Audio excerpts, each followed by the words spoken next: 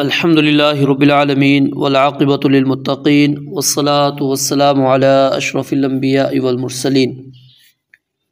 क़ाल रसूलुल्लाहि सल्लल्लाहु अलैहि व आलिहि वसल्लम सिबाबुल मुस्लिमी फ़ुसूक़ुन। मोहतरम सामिईन, आज आपकी तवज्जो एक इंतहाई और एक अहम तरीन मौजू की तरफ करवाना चाहता हूँ, और वो मौजू है गाली देना। गाली देना एक संगीन जुर्म और ख़तरनाक गुनाह है। क़त्ल व गारत का जो आगाज़ होता है वो इसी गाली गलौज से होता है। अक्सर हमारी लड़ाई झगड़े इख्तिलाफ़ात वो इस गाली के ज़रिए से ही उरूज को पहुँचते हैं, और हम इतनी ज़्यादा गालियाँ देने लग गए हैं कि हमारी बेहमियती और बेग़ैरती की इंतहा यहाँ तक पहुँच गई है कि हम गाली निकालते वक्त माँ और बहन को सबसे ज़्यादा निशाना बनाते हैं। हालांकि ये इंतहाई मुक़द्दस रिश्ते हैं जिनके तक़द्दुस को हम पामाल करते हैं और हमें ज़रा भी शर्म और हया नहीं आती। और गाली सुनने वाले की भी बेहिस्सी का ये हाल हो चुका है कि वो मुस्कुराते हुए और ख़ुशी ख़ुशी उसको कबूल कर लेता है और ये कह देता है कि मेरे यार ने ही तो गाली दी है। और फिर बसा औक़ात औलाद पर वालिदैन भी राज़ी होते हैं, खुश होते हैं। जो गाली देता है उसको मुस्कुराते चेहरे के साथ मिलते हैं कि जी हमारे बच्चे ने जी आज गाली दी है। तो यानी कि कुछ तबकों के अंदर गाली बितौर आदत है, और कुछ के यहाँ बितौर फ़ैशन और मजाक, और कुछ के यहाँ बितौर मजबूरी गाली दी और ली जाती है। और कई लोग जज्बाती गुस्से की हालत में गालियों की बौछार कर लेते हैं। हालांकि किसी भी हालत में किसी को गाली देना दीन इस्लाम में हराम, संगीन जुर्म और ख़तरनाक गुनाह है। चाहे वो बितौर आदत आप किसी को गाली दे रहे हैं, चाहे आप फ़ैशन और मजाक के तौर पर किसी को गाली दे रहे हैं, या मजबूरी के अंदर आप किसी को गाली दे रहे हैं, या गुस्से की हालत में गाली दे रहे हैं, जिस हालत में भी आप गाली दे रहे हैं, गाली किसी भी एतबार से मुक़द्दस नहीं हो सकती, पाकीज़ा नहीं हो सकती। ये संगीन जुर्म है, कबीरा गुनाहों के अंदर रसूल मुकर्रम अलैहिस्सलाम ने इसको शुमार किया। जो हदीस मुबारका मारूफ़ है, आपने कई मरतबा सुनी होगी, सिबाबुल मुस्लिमी फ़ुसूक़, उनके मुसलमान को गाली देना फ़िसक है, यानी गुनाह है। तो मुसलमान को गाली देने वाला क्या हुआ? फ़ासिक हुआ। और फ़ासिक के बारे में कुरान करीम क्या फ़रमाता है? फ़इन्नल्लाह ला यर्ज़ा अनिल क़ौमिल फ़ासिक़ीन वल्लाहु ला यहदिल क़ौमल फ़ासिक़ीन फ़हल युहलकु इल्लल क़ौमुल फ़ासिक़ून, के यानी ये फ़ासिक कौम, इनसे अल्लाह राज़ी नहीं होगा, अल्लाह इनको हिदायत नहीं देगा, ये हलाक और तबाह कर दिए जाएंगे। तो हमें ज़रा अपना तज्ज़िया करना चाहिए कि हम गाली देने की वजह से कहाँ पर आकर खड़े हो गए। गाली असल में क्या होता है? ये ज़बान का एक बेहुदा और गलत और नाजायज़ इस्तेमाल है, वो चाहे किसी भी रंग और किसी भी हालत में किया जाए।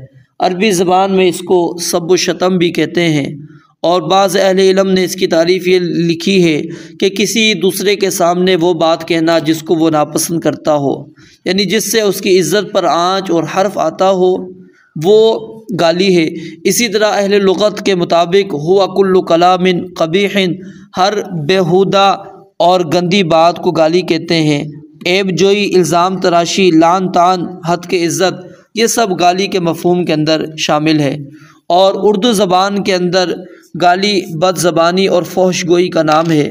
गाली देना यानी बुरी बात मुँह से निकालना, गालियाँ देना, बदज़बानी करना, बुरा भला कहना, ये सारे के सारे गाली के अंदर हैं। और दीन इस्लाम ने इसके मुर्तकिब को संगीन जुर्म का मुर्तकिब करार दिया है, जिसमें मुसलमान को चाहिए कि हर हालत में वो सख्ती से अपने आप को इससे बचा कर रखे। कुरान करीम ने अगर हम गौर करें तो हमें क़ूलू क़ौलन सदीदा, सीधी साफ साफ बात करने का हुक्म दिया। क़ूलू लिन्नासी हुस्ना का दरस दिया है। तो ये गालियाँ देना इस्लाम के अंदर मायूब है, पसंदीदा नहीं है। और गालियों की कई अक़साम हमारे पास इस्लाम की रूह से हमें पहुँचती हैं, जो गाली गलोच की मुख्तलिफ़ सूरतें हैं। कोई बंदा अल्लाह ताला को गाली देता है, कोई नबी मुकर्रम अलैहिस्सलाम को गाली देता है, कोई सहाबा किराम रिज़वानुल्लाहि अलैहिम अजमईन को गाली देता है। और याद रखिए, अल्लाह ताला को गाली देना, नबी मुकर्रम अलैहिस्सलाम को गाली देना, सहाबा को गाली देना, ये इंसान को दायरा इस्लाम से निकाल देते हैं, ये बंदे को काफिर बना देते हैं। इसी तरह कोई बंदा अपने वालिद को या किसी के वालिदैन को गाली दे दे, मलऊन मन सब अबाहु, वो बंदा लानती है जो अपने वालिदैन को गाली देता है। सहाबा किराम ने कहा कि क्या कोई बंदा अपने वालिदैन को भी गाली देता है? आपने फरमाया कि हाँ, वो किसी और के बाप को गाली देता है तो जवाबन वो उसके बाप को गाली देता है, वो किसी और की माँ को गाली देता है, जवाबन वो उसकी माँ को गाली देता है। तो यानी ये सबब बनता है वालिदैन की गाली का। इसी तरह बीवी को गाली देना, ग़ुलाम और खादिम को गाली देना, किसी मुसलमान को गाली देना, हत्ता के शैतान को भी गाली देने की इजाज़त नहीं। जो माबूदान बातिला है उनको भी गाली नहीं देनी। वला तसुब्बुल लज़ीना यदऊना मिन दूनिल्लाह फयसुब्बुल्लाह अदवन बिग़ैरि इल्म, अल्लाह को गाली देंगे। इसी तरह ला तसुब्बुल अमवात फ़इन्नहुम क़द अफ़ज़ऊ इला मा क़द्दमू, फौत शुदगान को गाली नहीं देना, बुखार को गाली नहीं देनी, मुर्ग को गाली नहीं देनी, ज़माने को गाली नहीं देनी, हवा को गाली नहीं देनी, गुनाहगार मुसलमान को गाली नहीं देनी। और इसी तरह दीगर चीज़ें हैं नबी मुकर्रम अलैहिस्सलाम ने बयान की कि जिसके अंदर हमने गाली गलोच नहीं करनी। सैयदना अनस रज़ियल्लाहु ताला अन्हु बयान फरमाते हैं कि आप अलैहिस्सलाम की मैंने 10 साल तक खिदमत की, लेकिन मासब्बानी कत्तु, कभी भी रसूल मुकर्रम अलैहिस्सलाम ने मुझे गाली नहीं दी। इसी तरह जाबिर बिन अब्दुल्लाह रज़ियल्लाहु ताला अन्हु को आप अलैहिस्सलाम ने वसीयत की थी, और वसीयत क्या की थी कि आपने गाली नहीं देनी। और फिर सैयदना जाबिर बिन अब्दुल्लाह कहते हैं, उसके बाद मैंने कभी भी किसी को भी गाली नहीं दी, हत्ता कि किसी जानवर को भी गाली नहीं दी। हमारी तो थोड़ी सी ठोकर लगती है, हम बेज़बानों को भी गालियाँ दे देते हैं, जानवरों को गालियाँ देते हैं, गाड़ी को गाली देते हैं, मोटरसाइकिलों को गालियाँ देते हैं। यानी हमारी ज़बान पर ये बहुत ज़्यादा गाली आम हो चुकी है, हमारे तक ये कलाम बन चुके हैं। और ख़ास तौर पे हम ये रोज़े की हालत के अंदर भी इस चीज़ का ख़ास तौर पर हम एहतमाम नहीं करते। रोज़े की हालत में भी हम गाली दे रहे होते हैं। नबी अलैहिस्सलाम ने फरमाया कि अगर कोई तुम्हें रोज़े की हालत में गाली देता है तो तुम उसको कह दो कि मैं रोज़ेदार हूँ, ये इस काम ना करो, यानी फिर भी तुमने गाली नहीं देनी। जवाबन गाली देने की भी इस्लाम इजाज़त नहीं देता। तो इय्याकुम वल फ़ुहश व तफ़हुश, नबी अलैहिस्सलाम ने फरमाया कि फ़ोहश गोई और तकल्लुफ़ के साथ फ़ोहश बकने से अपने आप को बचा लो। फ़इन्नल्लाह ला युहिब्बुल फ़ाहिशल मुतफ़हिश, क्योंकि अल्लाह रब्बुल आलमीन ऐसे बंदे को पसंद नहीं करते जो फ़ोहश गोई हो और तकल्लुफ़ के साथ फ़ोहश गोई करने वाला हो। इसी तरह आप अलैहिस्सलाम की अगर अहादीस को हम पढ़ते चले जाएँ तो हमें मुनाफिकीन की निशानियों के अंदर से ये निशानी मिलती है, व इदा ख़ासम फ़जरा, कि जब भी वो झगड़ा करता है तो गालियों पर उतर आता है। और इसी तरह सबसे जो बुरी चीज़ होगी अल्लाह रब्बुल आलमीन के नज़दीक वो क्या है? अल-फ़ाहिश अल-बज़ी, वो इंसान है जो फ़ोहश बकने वाला है, बदज़बान है।